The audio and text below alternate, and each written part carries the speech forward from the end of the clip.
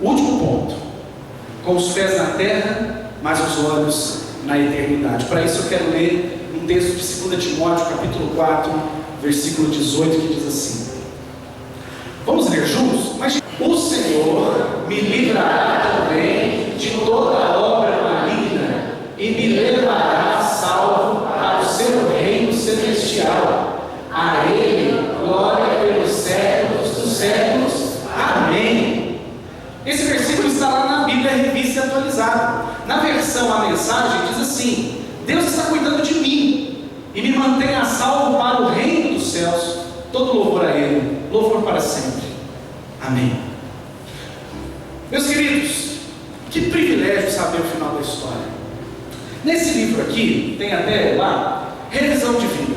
Toda a nossa série, ao longo desse mês de abril e maio, foi baseada nesse livro, Revisão de Vida. É um livro escrito pelo reverendo Ricardo Agreste, que é pastor da comunidade presbiteriana Chácara Primavera, lá em Campinas. Um livro muito bom. Talvez a Milena venha no segundo domingo do mês que vem. É um livro legal para vocês comprarem e lerem, porque aí no livro você vai ter muito mais detalhes, com muito mais profundidade, o nosso bate-papo aqui. E ele conta nesse livro, aqui, Revisão de Vida, um diálogo que ele teve com um amigo. Ele conta que um amigo, compartilhando com ele umas experiências, disse assim: olha, quando eu era criança, eu lia muito gibi, aquelas historinhas em quadrinho. E aí eu estava lendo, e era o meu super-herói favorito. E eu cheguei no momento da história em que o super-herói estava correndo risco de vida, e ele poderia morrer a qualquer momento. Minha mãe então acordou e foi ao banheiro, e ela percebeu que a luz estava ligada e me deu uma bronca: você não vai dormir até agora, vai dormir e apaga essa luz. Quando eu voltar do banheiro, ai, se essa luz ainda estiver acesa. Então ele entrou em pânico. Por quê? Porque o super-herói está para morrer. Como é que eu vou dormir com essa ansiedade? Ele teve uma ideia. Ele foi lá no gibi, nas últimas páginas, e ele leu a última página e viu que o seu super-herói estava são e salvo. Ele então fechou o gibi, colocou embaixo da cama, apagou a luz, e quando a mãe saiu do banheiro, já estava tudo normalizado. E ele, compartilhando com o pastor Ricardo Agreste, ele disse assim: eu dormi em paz. Por que eu dormi em paz? Porque mesmo sem saber como o meu super-herói sobreviveu, o que eu sabia é que ele havia sobrevivido, e isso me dava paz. Como é bom saber o final da história. Isso acontece com você e comigo na Bíblia. Isso aconteceu com o apóstolo Paulo. Ele conhecia o desfecho da história, e conhecer o desfecho da história nos consola. Conhecer o final da história nos encoraja e até dá sentido às coisas que nós estamos vivendo hoje. Nós sabemos que na Bíblia, a Bíblia termina para nós cristãos dessa maneira: e viveram felizes para sempre. Nós sabemos disso. Acabamos de ler Apocalipse 21, de 1 a 4, que diz que Ele enxugará dos nossos olhos toda lágrima, e não haverá nem luto, nem pranto, nem dor, porque tudo isso passou. Como isso vai acontecer? Não sei. Nós estamos ainda nas páginas do gibi que não deu para ler. Mas o fato é que na última página da nossa história está escrito que tudo dará certo. Tudo valerá a pena. O apóstolo Paulo, meus queridos, nas suas últimas palavras, frente ao abandono, ele foi abandonado pelos seus amigos mais íntimos, em pessoas que ele investiu na vida, com Demas. O apóstolo Paulo estava sendo difamado, foi traído por um sujeito chamado Alexandre, que ele também cuidou, discipulou. Ele estava sem apoio, enfrentando os tribunais romanos. Mas mesmo diante de toda a aflição que ele estava passando, ele tinha confiança e esperança. Olha só o que ele diz: o Senhor me livrará também de toda obra maligna e me levará salvo para o seu reino celestial. Isso já tinha acontecido? Não! Paulo estava no calor das aflições quando escreveu isso aqui. Ele estava sendo difamado, abandonado, sozinho, julgado. Ele sabia que estava chegando o tempo do seu martírio por causa do Evangelho de Cristo. Mas mesmo assim ele encerra as suas palavras antes das saudações aos irmãos, dizendo: as últimas palavras de Paulo na carta foram: o Senhor me livrará também de toda obra maligna e me levará salvo para seu reino celestial. Como que isso pode ir? Como que isso acontece com Paulo? Como que ele tinha a serenidade em face de tudo para dizer essas palavras? A única explicação é que Paulo vivia com os pés na terra, mas os olhos na eternidade. Os pés na terra, mas os olhos na eternidade. Se tem um desserviço que as igrejas evangélicas, as correntes evangélicas têm trazido nos últimos 40 anos, é de dizer para os crentes que o compromisso de Deus com eles é imediato, pragmático, para bens materiais. Porque a fé, os cultos, as celebrações hoje em muitos lugares se resumem a prometer bênçãos, a vender coisas em troca de ofertas e dízimos. Mas não é isso que a Bíblia ensina. Desde sempre o cristianismo, nos ensina a sair desta realidade e olhar para a nova realidade que é a promessa de Jesus Cristo. Quando os discípulos olhavam para o céu e Jesus subia aos céus, esses mesmos discípulos foram alertados pelos anjos, dizendo: varões galileus, por que estão olhando para cima? Da mesma forma que vocês viram Jesus subir, vocês o verão voltando entre as nuvens.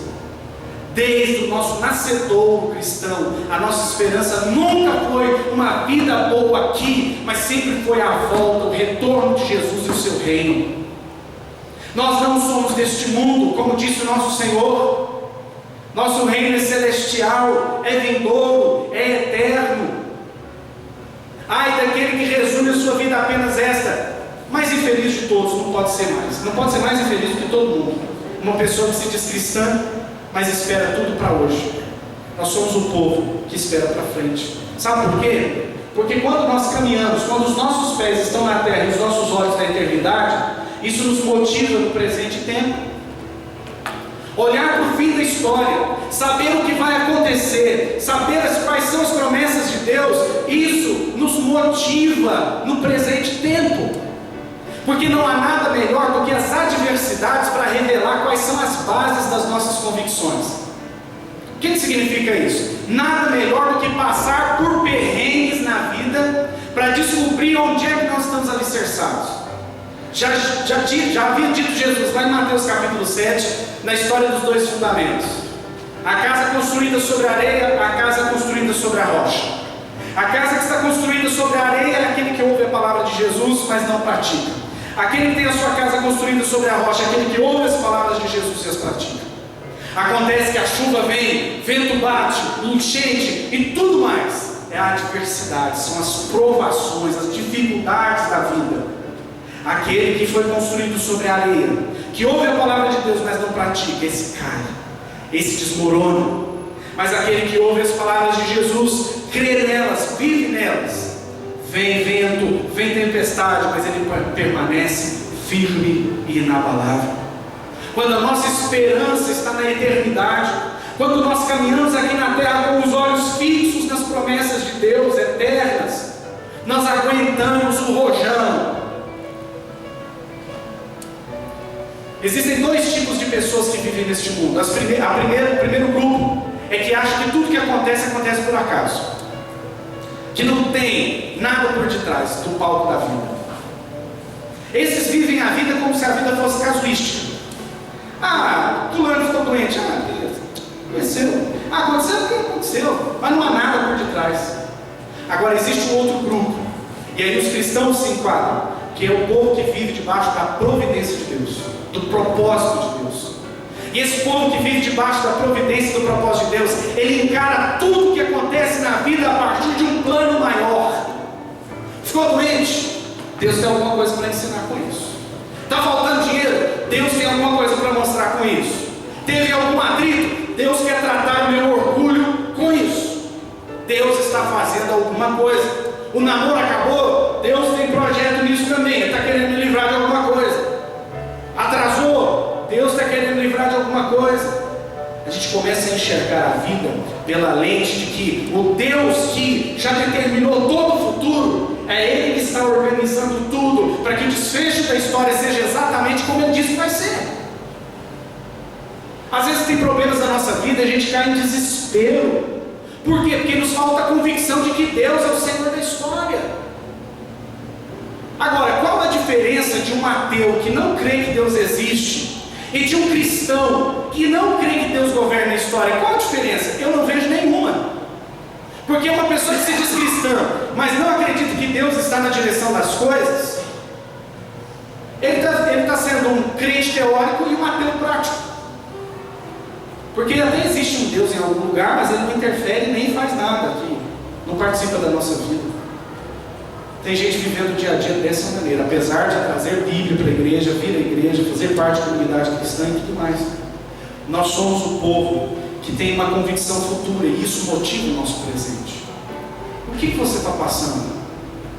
O que está acontecendo na sua vida hoje? Saiba de uma coisa, Deus sabe, Deus está dirigindo e Ele tem um propósito com isso. Vamos aprender? Vamos aprender? O professor está aplicando uma prova. O professor está dando exercícios para fazer, para que a gente aprenda alguma coisa. E nós estamos aprendendo? Tem gente que reprova nos mesmos testes de Deus. Tem gente que tem pessoas que têm um relacionamento e dá errado. Aí tem outro relacionamento e dá errado de novo. E tem outro e dá errado. E tem outro e vai dar errado. E não presta atenção no fato de que está dando errado. E Deus está ensinando. E Deus está dando provas. Deus está dando situações. Só que ela se nega a aprender. E isso serve para tudo na vida. Aprenda. Foi mandado embora da firma? Pois é, por quê? Crise. Mas ficou alguém lá? Saiu todo mundo, a firma fechou, ficou alguém? Como é que está? Não, ficou uma turma lá, um pequeno grupo ficou. E por que você não está indo no pequeno grupo? Não estou indo no pequeno. Não sei. Mas talvez você possa descobrir. Porque faltava do serviço, porque não levava, estava só na base do atestado, chegava atrasado, surrupiava coisas, só criava problema com os patrões e com os colegas de trabalho. Aí a firma segurou os bons e mandou os ruins embora. Simples. Aí isso aconteceu uma vez numa firma tal, aí até levei na justiça do trabalho. Mas aí aconteceu depois numa e acontece. Você não aprende? Você não presta atenção? De que Deus que governa a sua vida está te ensinando lições que você não quer aprender? Seja ponta firme, seja de palavra, seja discreto, chegue no horário, trabalhe direito. Porque senão, você vai estar na idade de aposentar e vai estar na mesma história, no mesmo legalina. Aprender, chega. Quando nós temos os pés na terra e os olhos na eternidade, sabendo que há um Deus sobre tudo, nós nos motivamos no tempo presente para viver de maneira correta.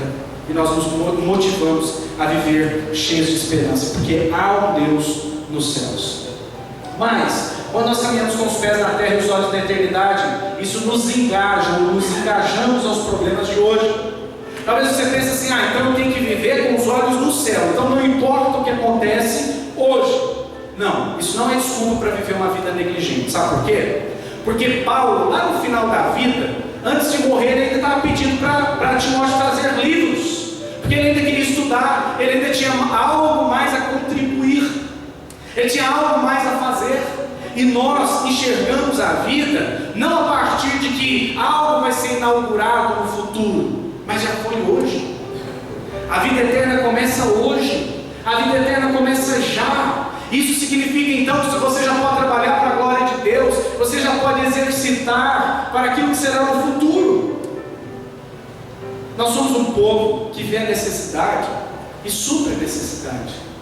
Nós vemos gente pedindo socorro e oferecemos socorro. Nós somos um povo que deve estudar mais, trabalhar mais, se esforçar mais. Mas eu espero o céu, eu não espero dessa terra. Pois é, mas o céu é só para gente que viveu bem aqui. O céu não é para picaretas daqui. O céu é para aqueles que entendeu quem Jesus é e procurou imitar esse Jesus. O céu não é para gente que vive de qualquer maneira aqui, esperando um bilhetinho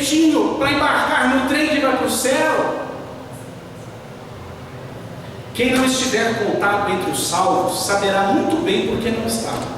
O próprio Apocalipse diz que os inimigos, os que forem condenados, saberão exatamente o porquê de terem sido condenados. Talvez hoje você está sofrendo bastante na sua vida e sabe exatamente o porquê desse sofrimento.